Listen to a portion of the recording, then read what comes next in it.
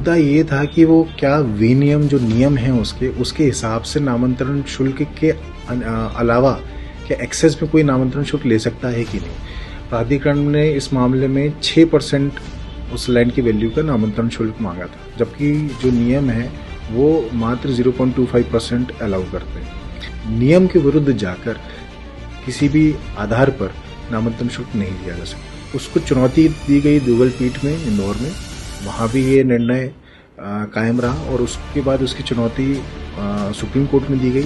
वहाँ भी supreme court ने हाई कोर्ट के आदेश को सही पाया। इस तरह से जो प्राधिकरण इंदौर प्राधिकरण का जो एक बोर्ड रेजोल्यूशन था जिसके उन्होंने अपने हिसाब से नामांतरण शुल्क 3% किया था, उसको कोर्ट ने गलत मानते हुए नियम अनुसार नामांतरण शुल्क लेकर नामांतरण कार्रवाई करने का आदेश दिया। अभी उसके संदर्भ में जो आदेश हुआ है, हमने जो SLP दायर की थी उसको डिसमिस किया गया है।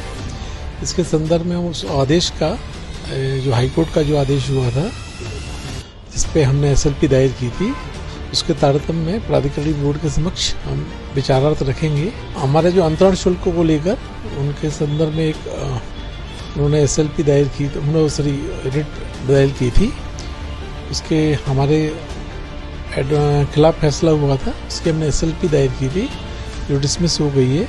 मतलब वरिष्ठ इस पर संज्ञान लेंगे और जो भी निर्णय होगा हम उसका पालन करेंगे।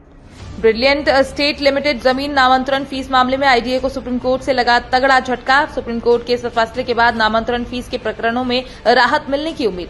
ब्रिलियंट स्टेट लिमिटेड ने जमीन को किया था अपनी ही अन्य कंपनी को ट्रांसफर। नियम विरुद्ध लैंड प्राइस की 0.25% फीस आईडीए ने बोर्ड में बढ़ाते हुए 6% कर दी। अधिवक्ता अविरल विकास ने बताया, ब्रिलियंट स्टेट ने दिया आईडीए के ऑर्डर को चैलेंज। ब्रिलियंट स्टेट के पक्ष में हुआ था हाईकोर्ट सिंगल और डबल बेंच का निर्माण। आईडीए नियम के तहत ही ले सकता है लीज नामांतरण ट्रांसफर फीस। सुप्रीम कोर्ट ने हाई कोर्ट के ऑर्डर को यथावत रखा। आईडीए को नहीं मिली राहत।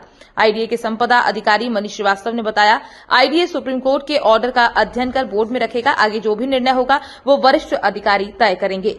देखिए, कोर्ट के सामने ये मुद्दा इस प्रकार आया था कि नामांतरण जब कोई भी पक्षकार, कोई भी कंपनी, कोई भी पर्सन लीज के सिलसिले में मांगता है प्राधिकरण को, तो प्राधिकरण उस नामांतरण करने के लिए एक ट्रांसफ़र फी लेता है। तो मुद्दा ये था कि वो क्या विनियम जो नियम हैं उसके हिसाब से नामांतरण शुल्क के अलावा क्या एक्सेस में कोई नामांतरण शुल्क ले सकता है कि नहीं। प्राधिकरण ने इस मामले में 6% उस लैंड की वैल्यू का नामांतरण शुल्क मांगा था, जबकि जो नियम है वो मात्र 0.25% अलाउ करते हैं। तो इस कारण से कोर्ट ने माना कि नियम अनुसार ही आप नामांतरण शुल्क ले सकते हैं। नियम के विरुद्ध जाकर किसी भी आधार पर नामांतरण शुल्क नहीं लिया जा सकता। कोर्ट ने उसमें नियम के अनुसार 0.25% नामांतरण शुल्क लेने के लिए निर्धारित किया था। उसको चुनौती दी गई दुगल पीठ में इंदौर में, वहाँ भी ये निर्णय कायम रहा और उसके बाद उसकी चुनौती सुप्रीम कोर्ट में दी गई। वहाँ भी सुप्रीम कोर्ट ने हाई कोर्ट के आदेश को सही पाया।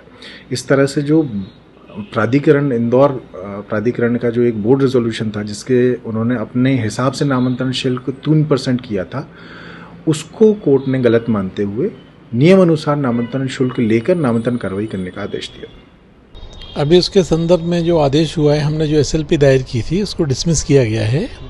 इसके संदर्भ में उस आदेश का जो हाईकोर्ट का जो आदेश हुआ था जिस पे हमने SLP दायर की थी, उसके तारतम्य में प्राधिकारी बोर्ड के समक्ष हम विचारार्थ रखेंगे। उसके बाद जो निर्णय होगा उसके अनुसार कार्रवाई आगे करेंगे। वो हमारे जो अंतरण शुल्क को लेकर उनके संदर्भ में एक उन्होंने SLP दायर की, रिट दायर की थी, उसके हमारे खिलाफ फैसला हुआ था, उसके हमने SLP दायर की थी जो डिसमिस हो गई है।